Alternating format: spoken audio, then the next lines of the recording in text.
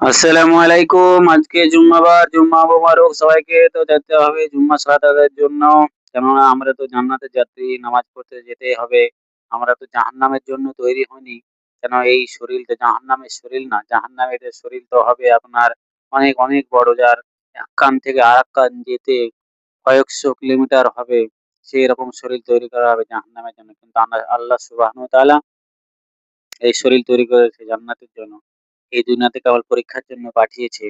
কেননা এই দুনিয়ার জন্যও তো এই শরীর না।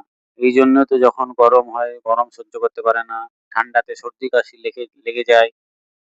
আর জান্নাতে এমন আবহাওয়া আছে যে আবহাওয়াতে এই শরীর উপযুক্ত।